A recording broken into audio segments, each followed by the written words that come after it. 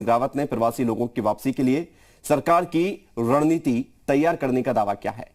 CM Rawat के मुताबिक अब तक 87,000 लोगों ने वापसी के लिए रजिस्ट्रेशन करा लिए हैं। मुख्यमंत्री ने भरोसा दिलाया है कि सरकार अपने स्तर पर सभी लोगों को सुरक्षित उनके घरों तक पहुंचाएगी। सीएम त्रिवेंद्र सिंह रावत ने यह भी कहा है कि मौजूदा वक्त में सभी ग्राम प्रधानों की जिम्मेदारी काफी बढ़ गई है, लिहाजा वो जिम्मेदारी समझें और वापस लौट रहे प्रवासियों की मदद करें।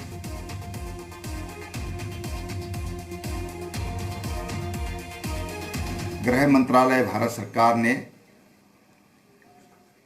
अंतर्राज्यीय जो लोग कैंपों में रह रहे हैं या अन्य लोग हैं उनको अब प्रवास की छूट दी है और पिछले 24 घंटों में लगभग 85,000 से अधिक लोगों ने रजिस्ट्रेशन किया है अपने गांव की तरफ लौटने के लिए। और मैंने कहा कि मैं विशेष रूप से बात अपने गांव के प्रधानों से कर रहा हूं, सामाजिक कार्यकर्ताओं से कर रहा हूं, राजनीतिक कार्यकर्ताओं से कर रहा हूं कि हमारी जिम्मेदारी बढ़ी है। हमारे अपने लोग हमारे अपने गांव की ओर आ रहे हैं, उनका हमने विशेष चिंता भी करनी है। उनको महसूस होना चाहिए कि हम अपने गांव में आए हैं, अपने घर में आए हैं। वो प्यार दुलार वो आत्मीयता उनको मिलनी चाहिए, ऐसी मेरी आपसे प्रार्थना है।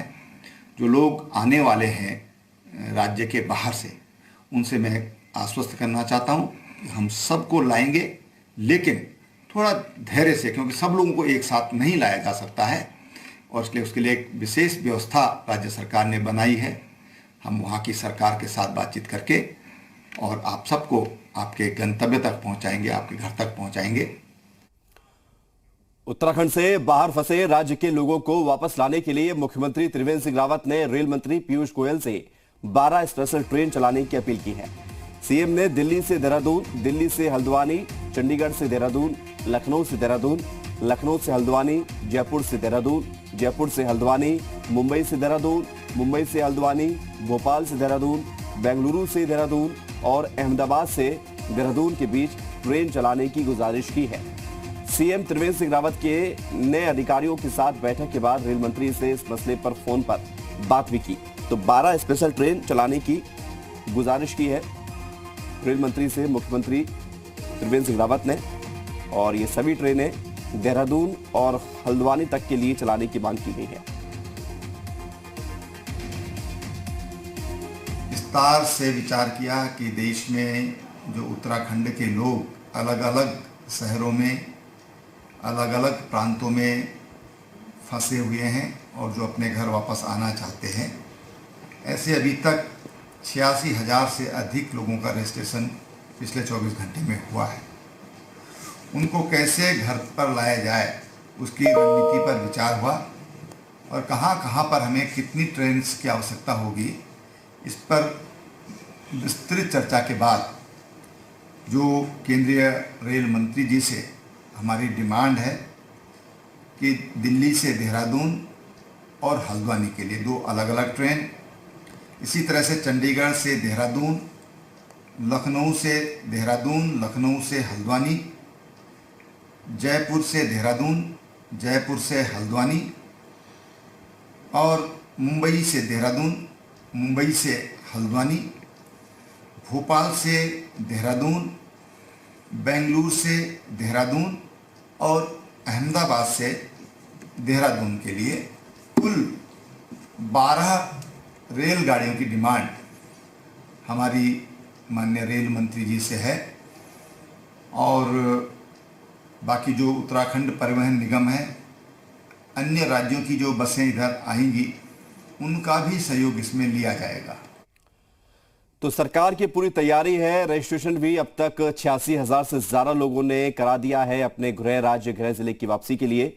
कुलदीप हमारे साथ जुड़ रहे हैं राजधानी देहरादून से, सीधे उनसे बात करते हैं और ज्यादा जानकारी लेते हैं। कुलदीप, सरकार ने रेल मंत्री से मांग की है कि 12 ट्रेनें देहरादून और हल्द्वानी के लिए चलाई जाए ताकि मजदूरों को, लोगों को वापस लाया जा सके। किस तरह की तैयारी है, क्या रणनीति है और अब क्या अपडेट है, आगे किसका इंतजार है? देखिए, बिल्कुल इस संबंध में जैसे ही केंद्र के दिशा निर्देश आए थे तो राज्य सरकार ने भी इस दिशा में कसरत शुरू कर दी थी और मुख्यमंत्री ने मुख्य सचिव को ये निर्देशित किया था कि शासन स्तर पर इसके लिए जो भी तैयारियां करनी है वो तैयारियां की जाए। तो इसके लिए 2 अधिकारियों को नोडल अधिकारी बनाया गया, जिसमें कि सचिव परिवहन है और दूसरे आईजी संजय गुंजियाल हैं, उनको नोडल अधिकारी बनाया गया है। इसके लिए जो एसओपी है वो भी बना दी गई है। तो अब जो प्रोसेस है वो शुरू हो गया है लोगों को लाने का। लेकिन जिस तरीके से सरकार ने वेब लिंक दिया था रजिस्ट्रेशन करने के लिए, पहले कल सुबह तक जो फिगर था उसमें 61,000 लोगों ने अप्लाई किया था, उसमें पंजीकरण अपना करवाया था और देर शाम तक जब वो फिगर जा पहुंचा तो वो 87,000 के आसपास जा पहुंचा।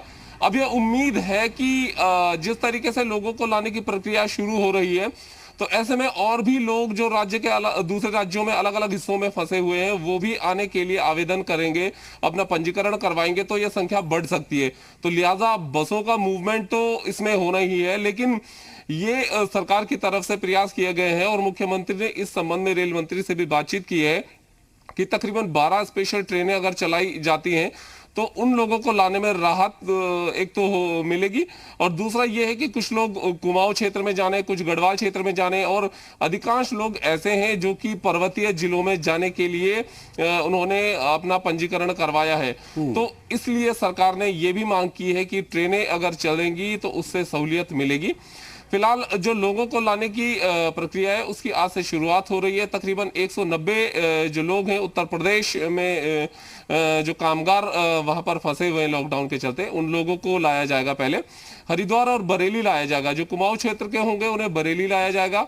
उसके बाद वहां से हल्द्वानी होते हुए उनका जो भी मेडिकल चेकअप और जो भी प्रोसीजर अपनाया जा रहा है उसके तहत उन लोगों को फिर आगे के लिए भेजा जाएगा। और दूसरे जो लोग गढ़वाल क्षेत्र में आएंगे तो हरिद्वार उन्हें लाया जाएगा और ओवरऑल अभी जो संख्या है 190 है। कल जो अलग अलग क्षेत्रों से, हरियाणा से, इस तरीके से राजस्थान से, महाराष्ट्र में लोग फंसे हुए हैं, गुजरात में लोग फंसे हुए हैं, दिल्ली में लोग फंसे हुए हैं। तो ऐसे में उन राज्यों की सरकार के साथ में और वहां इसके लिए जो भी नोडल अधिकारी बनाए गए हैं उनके साथ में राज्य सरकार के जो नोडल अधिकारी हैं वो बातचीत कर रहे हैं, संवाद कर रहे हैं कि किस तरीके से लोगों को लाना है। दूसरा, इसमें सबसे पहले ये ध्यान दिया जा रहा है कि वो लोग जो कि राहत शिविरों में वहां पर रह रहे हैं उन लोगों को प्राथमिकता के तौर पर लाया जाए, जो लोग गरीब हैं और जिनके पास अब गुजर बसर के लिए बहुत ज्यादा संसाधन नहीं है। तो प्राथमिकता सरकार की है कि पहले उन लोगों को लाया जाए, बाद में और भी लोगों को लाया जाएगा जितने की रजिस्ट्रेशन कराएंगे। लेकिन इसमें एक बात का विशेष ध्यान रखा जा रहा है कि जिन भी लोगों को लाया जाएगा उनका बकायदा उन राज्यों में पहले मेडिकल चेकअप होगा और वहां से कुलदीप, वो तो जरूरी भी है। के बाद ही वो बगैर लोग लाए मेडिकल जाएंगे। चेकअप के राज्य में लाना ये नुकसानदायक भी हो सकता है और खतरा भी इससे ज्यादा बढ़ सकता है। कुलदीप, क्या 87,000 ही मजदूर हैं या मजदूरों को लेकर कुछ डेटा सामने रखा गया है? ये अब तक तस्वीर साफ नहीं हो पाई है कि कितने लोग बाहर फंसे हुए हैं। देखिए, ये केवल मजदूर नहीं है बल्कि और भी लोग हैं, कामगार हैं, कुछ लोग ऐसे भी हैं जो कि रोजगार के लिए दूसरे राज्यों में गए हैं, कुछ इसमें युवा भी हैं, कुछ पढ़ने के लिए गए हैं तो कुछ रोजगार के लिए गए हैं। तो ये केवल मजदूर लोग नहीं है बल्कि अलग अलग वर्ग से ये लोग हैं जो कि काम करने के लिए दूसरे राज्यों में गए थे। नौकरी पेशा लोग हैं जो प्राइवेट सेक्टर में वहां पर रोजगार के लिए गए थे। कुछ लोग अपना व्यवसाय भी उन जगहों पर कर रहे थे। लेकिन चूंकि लॉकडाउन का पीरियड चल रहा है, ऐसे में लोग कुछ ये भी आशंकित हैं कि आखिर कब तक ये स्थिति चलती है और उन राज्यों में उन लोगों को अगर दिक्कतें महसूस हो रही है तो लगातार संपर्क भी साध रहे हैं राज्य में अपने जनप्रतिनिधियों के साथ में अपना वापस बुलाने को लेकर। कुलदीप, तो इसमें सभी तरह के लोग शामिल हैं, उत्तराखंड में हरिद्वार केवल रेड जोन में है, बाकी 2 जिले ऑरेंज में और 10 जिले ग्रीन जोन में है। उत्तराखंड में भी कई जिलों के लोग ऐसे होंगे जो कि दूसरी जगहों पर फंसे होंगे। क्या उनको लेकर भी कुछ बातें सामने आई हैं? क्या उन लोगों को भी शिफ्ट किया जाएगा अपने अपने गृह जिले जाने के लिए, अपने घर तक पहुंचाने के लिए? देखिए, सरकार इसमें विचार जरूर कर रही थी और इंतजार था तो केंद्र की गाइडलाइन का। अब जिस तरीके से कल लॉकडाउन को फिर 3rd फेज में और बढ़ा दिया गया है और इसके बाद जो गाइडलाइन है अब राज्य सरकार नई गाइडलाइंस का अध्ययन करेगी, लेकिन इसमें जो ग्रीन जोन से ग्रीन जोन में लोग फंसे हुए हैं, उन लोगों को किस तरीके से निकाला जाए, इस पर विचार भी चल रहा था। बस इंतजार था तो केंद्र से दिशा निर्देश का। अब चूंकि केंद्र से दिशा निर्देश भी मिल चुके हैं, तो सरकार ने अपनी इस दूसरी स्ट्रेटेजी पर भी काम करना शुरू कर दिया है कि राज्य में भी बहुत से ऐसे लोग थे जो अलग अलग जिलों में फंसे हुए थे, तो उन जिलों से किस तरीके से मूवमेंट करवाया जाएगा उन लोगों का। पहली प्राथमिकता ये होगी कि जो सुरक्षित जिले हैं, ग्रीन जोन में जो है, ग्रीन कैटेगरी में है, उनसे किस तरीके से मूवमेंट करवाना है। 2 जिले ऐसे हैं जो ऑरेंज कैटेगरी में है और हरिद्वार रेड कैटेगरी में है, तो हरिद्वार में बहुत ज्यादा रियायतें नहीं होंगी, वहां पर रेस्ट्रिक्शंस होंगे। लेकिन ये ग्रीन जोन के लिए प्राथमिकता रहेगी सरकार की कि उस जगह जो भी लोग अपने नाते रिश्तेदारी में या लॉकडाउन के चलते कहीं और फंसे हुए हैं, उन लोगों को किस तरीके से सुरक्षित उनके गंतव्यों तक पहुंचाया जाए, उनके घरों तक पहुंचाया जाए। तो आज ये स्थिति भी बहुत क्लियर हो जाएगी। हालांकि इस संबंध में शासन स्तर से जो तैयारी करनी है, वो तैयारी करीब करीब की जा चुकी है। कल मुख्य सचिव से भी सवाल जब पूछा गया था, तो उन्होंने भी यही कहा था कि केंद्र की जब गाइडलाइंस आ जाएगी और अगले स्थिति क्लियर हो जाएगी 3 मई के बाद की, तो उसके बाद राज्य सरकार भी अपने नेक्स्ट स्टेप इसमें लेगी। क्योंकि रियायत केंद्र की तरफ से भी ग्रीन जोन में दी जा रही है, तो ऐसे में संभवतः वो लोग जो उन जिलों में फंसे हुए थे ग्रीन जोन में, वो लोग अपने घरों तक जा पाएंगे। चाहता भी है कुलदीप कि अपने घर वापस लौट सके। बहुत शुक्रिया आपका कुलदीप, हमारे साथ जुड़ने के लिए और तमाम जानकारी देने के लिए। तो लोगों को जो कि दूसरे राज्यों में फंसे हुए हैं, दूसरे जिलों में फंसे हुए हैं, उनको घर वापसी लाने के लिए सरकार लगातार प्रयास कर रही है।